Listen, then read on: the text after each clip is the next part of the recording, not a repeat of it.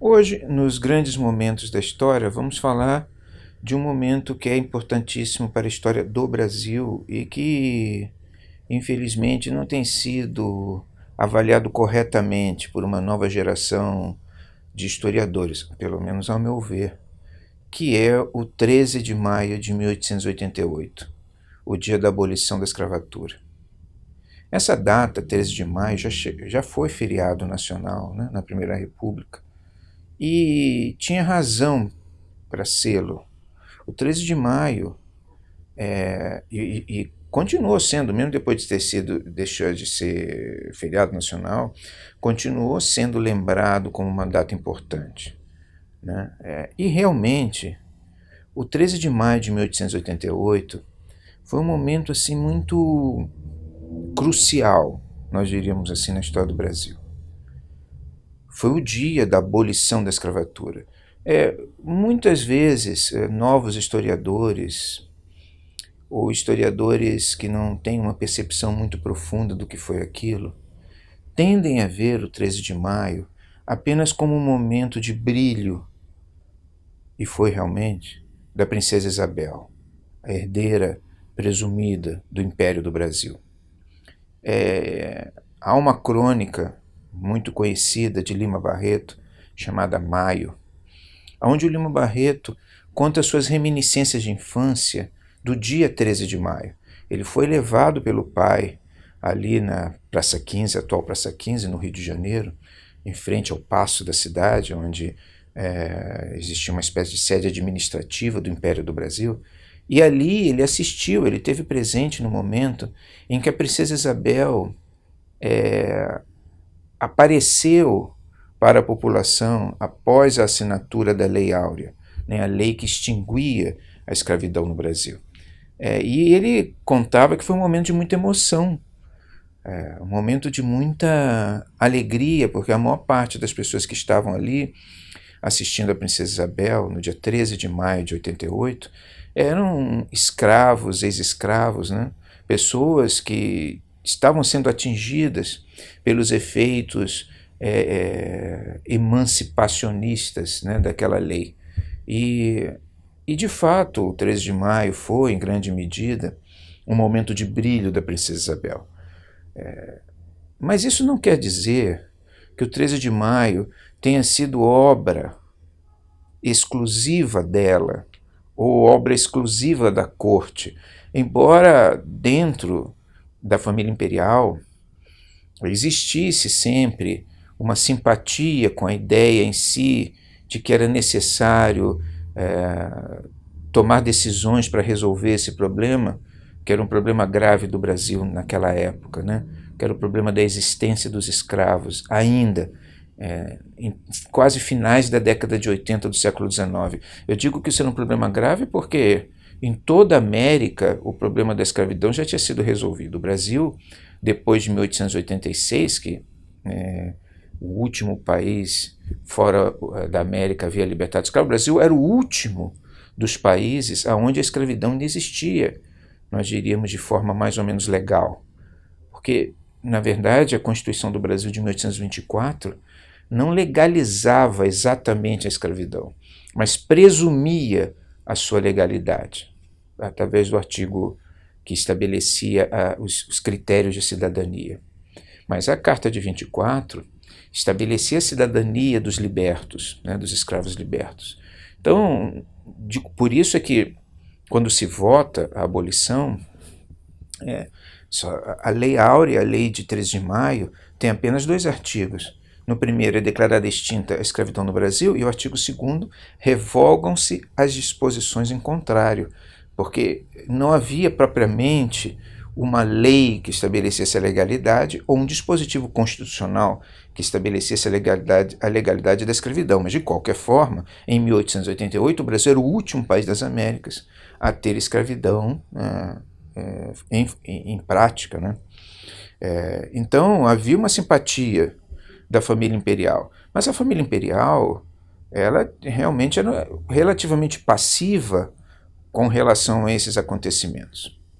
O que nunca se chama atenção sobre o 13 de maio, mas que nós temos que colocar em evidência, é que o 13 de maio ele foi obtido depois de um longo processo de crítica da sociedade, de movimentos massivos da sociedade, para que se tomasse uma decisão que não fosse uma decisão eminentemente emancipacionista apenas, né? Que não apenas acabasse com a escravidão ou libertasse os escravos, mas que era um movimento que batalhava pela ideia de que deveria ser negada à escravidão qualquer direito prévio. Quer dizer, se negar a grande diferença entre os movimentos emancipacionistas dos anos 70 e o movimento abolicionista dos anos 80 é que todos que batalhavam pelo fim da escravidão no Brasil nos anos 80, do século XIX, diziam que a escravidão em si era ilegítima.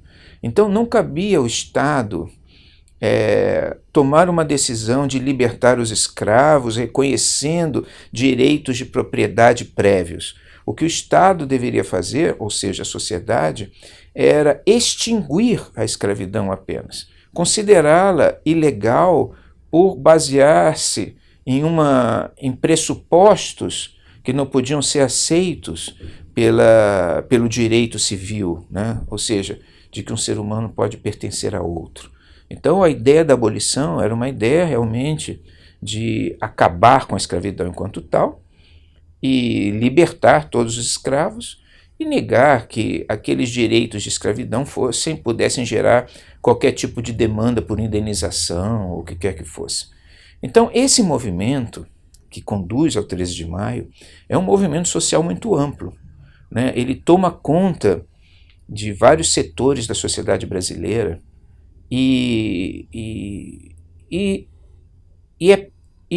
engendra uma série de eventos massivos, comícios, palestras, várias personalidades da vida pública brasileira se agregam a esse movimento, e esse movimento chega a um tal ponto que nós podemos dizer que, tirando talvez a Revolução de 1831, quer dizer, aquele movimento que forçou Dom Pedro I à abdicação, que foi um movimento de opinião muito consistente em diversos setores da sociedade brasileira, não apenas nos militares, mas em setores médios urbanos, em setores sociais diversos, tirando talvez o movimento de 1831, e tirando talvez algumas outras mobilizações menores durante o Império, o movimento de 1888, que culmina no 3 de maio, o movimento abolicionista, foi o primeiro grande movimento de opinião pública na história do Brasil. Realmente ali houve um levante das pessoas contra a ideia e contra o absurdo do Brasil ser o último país escravista das Américas. Isso tinha muito a ver com a forma como, no Brasil, as transformações são conduzidas, né? No Brasil, em geral, as instituições, as leis obsoletas, os modelos de gestão ultrapassados só são substituídos realmente quando caem de podre, né? Se evita o máximo possível você romper de forma violenta uma situação pré-existente. E isso, no Brasil, aconteceu com relação à escravidão. Ela já não era, no final dos anos 80, uma instituição viável, né? Manter um escravo no Brasil era cada vez mais caro, e você já tinha alternativas de mão de obra migrante, da Europa principalmente, que estava sendo utilizada em larga escala, principalmente na cultura do café. Mas o fato de não se tomar uma decisão com relação a isso, o fato de se prolongar aquela situação de escravidão gerava um mal-estar tremendo na sociedade, porque a escravidão era criticada pelos seus aspectos morais perniciosos, né? Acima de tudo, isso sempre foi uma crítica, né? A escravidão no Brasil, mas e pelo seu total anacronismo e pelo total absurdo da sua existência. Então há um grande movimento social. Esse movimento social ele força os políticos a tomar uma decisão. E essa decisão, que é tomada pelo Senado, ela é referendada pela princesa Isabel, já que o imperador estava fora, né? Ela estava no exercício do poder moderador, ela estava assumindo sob regência o império. E é claro que ela capitaliza isso, o império tenta capitalizar, porque o movimento 13 de maio foi de uma grande importância. O Brasil ele deixou de ser um país dividido entre senhores e escravos, entre homens livres e escravos, o que era uma coisa que definia muito a identidade brasileira como uma identidade de homens livres. Os escravos eram excluídos de cidadania. O Brasil deixou de ser isso e passou a ser um país onde todos os habitantes tinham cidadania brasileira. Ou seja, o Brasil, em 1888, ele alcançava uma situação, nós diríamos, jurídica, um status de Estado livre, que na Europa ou nos Estados Unidos já tinha sido alcançada bem antes. E isso teve efeitos sobre a sociedade muito significativos. E é claro que a imperatriz e depois o império tentou capitalizar isso, porque eles perceberam que aquilo ali era o surgimento de um país totalmente diferente, né? Era um país de homens livres. E a princesa Isabel e o império tentou ser ou se ver como o elemento que havia veiculado, havia viabilizado, propiciado esse processo. Mas, na verdade, esse processo que culmina em 13 de maio foi uma conquista de um movimento de opinião importante, o movimento abolicionista, e foi fruto da total estagnação da própria instituição da escravidão e a sua inviabilidade, seja uma inviabilidade